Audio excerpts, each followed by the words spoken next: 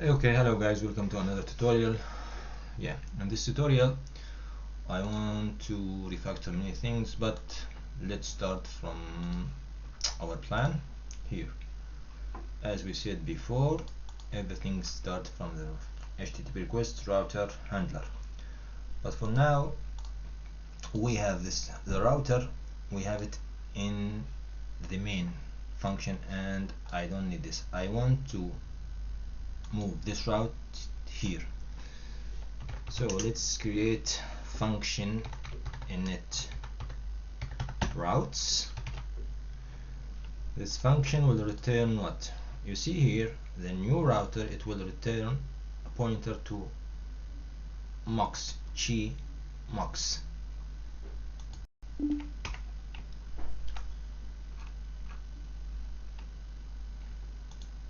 Yes, chi mux, or this new mux. The mux, as we see, it's HTTP handler. So here, for example, routes function, it will return HTTP dot handler, and let's take this mux, put it here.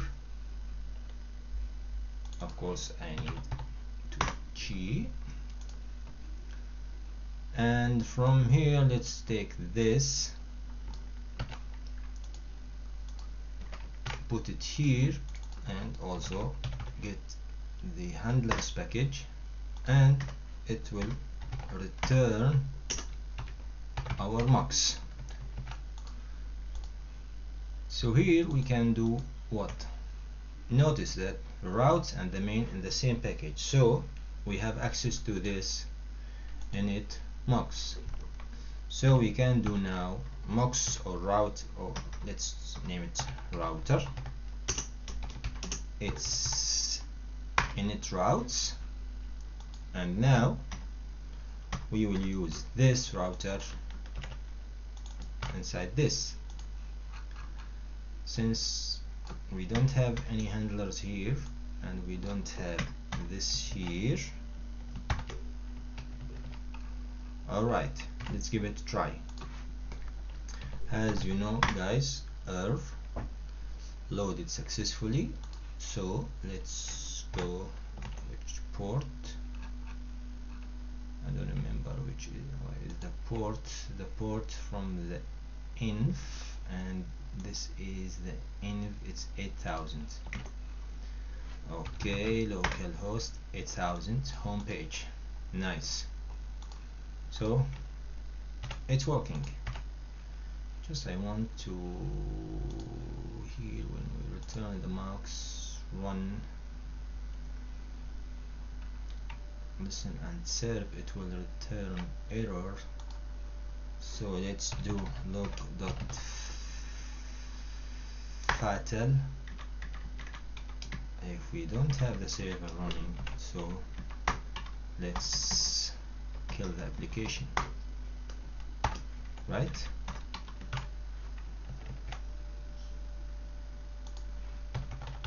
Server, why is this? It will be server listen and save. He will do log.fatal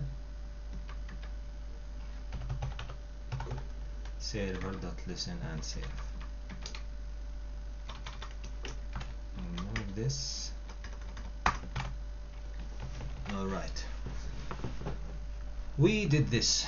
Now let's do some stuff here on this server struct. As you see guys, we have something to come, read timeout. You can read all this in the documentation, but let's do something. For example, there is an read time IDL read timeout. It will be 30 dot time second. We have read header timeout, let's 5 dot times second. You can read all this from the documentation, guys. I don't want to waste read time. It will be 10 multiply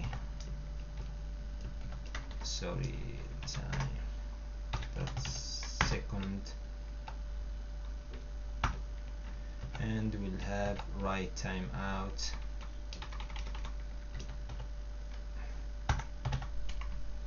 Let's do this also, no problem. Yeah, let's just check again.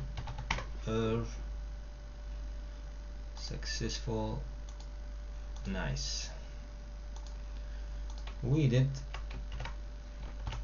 the first thing.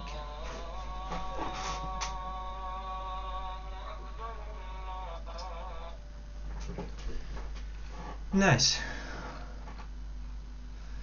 Let's go to our plan. Route, handler, domain, service. Okay, domain and service. For now, the domain or the service, as we said, all the database logic. So let's create our first service. Let's create file, call it pages service.go. The package. Now, as we said, the service have access to a DB, Mongo DB, and there it is. Let's check about Golang Mongo DB driver. Latest updated, released 24 days ago. Contributors, okay, it's up to date. We didn't install it, I don't remember. Let's see in the mod. No, so let's install it.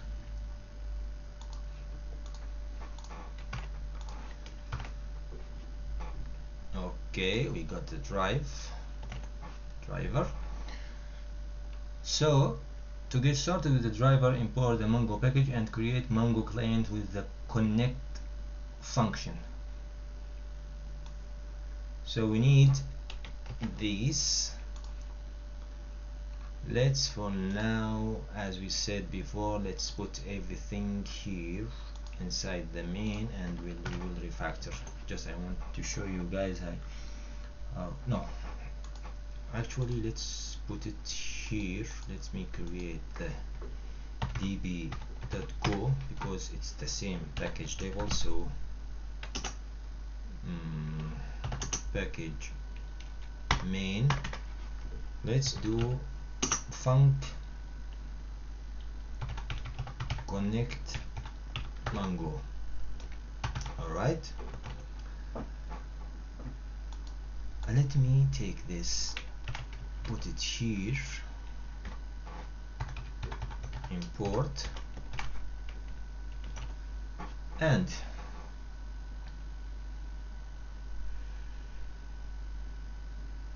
context timeout. Okay, this is the context. Let's go client error. Okay, this is the client, and we have to. Okay, nice. So let's do it. For more advanced configuration, okay, calling connect doesn't block server discovery. If you wish to know if Mongo server has been found, connect, you will ping pong.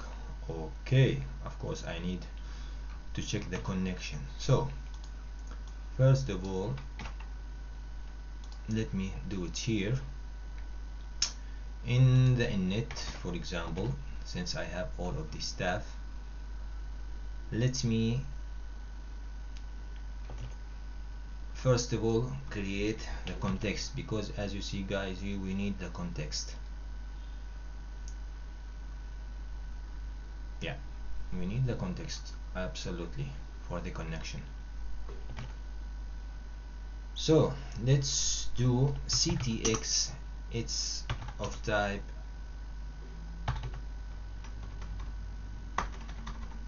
let's do var ctx of type context dot context. Now let's get our let's do ctx, let's do it like so.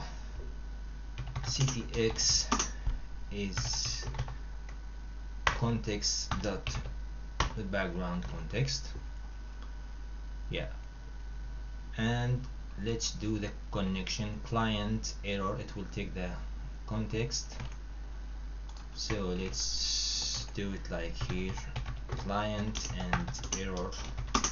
It will be Mongo dot connect. It will take the context and the options, which is options client. You see, now apply URL, everything from the documentation. About the URL, guys, let me here create DB URL. It's a string, and I put this here in the env file. It's my URL, so I cannot show it, but you put it as everything in the env file.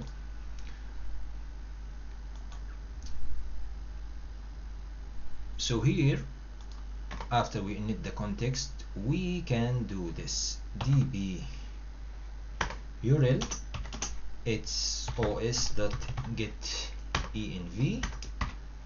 the name, which is Mongo URL here, Mongo URL. So now we can pass this. Okay. Nice. Now we have the client. Let's see in the documentation, we have the client, we have the error, and I want to ping the connection.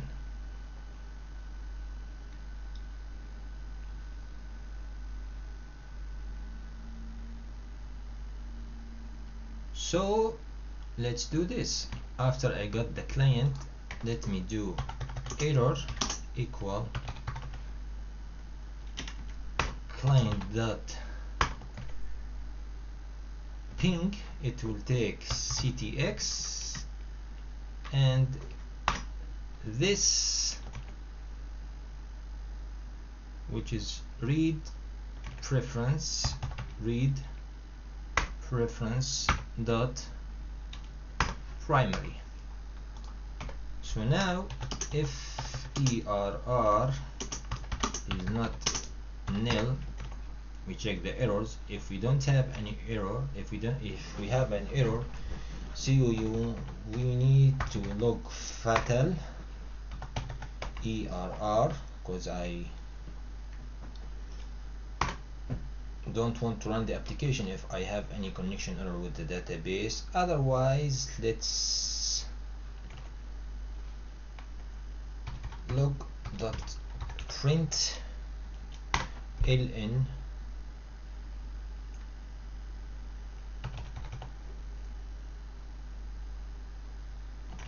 no, I will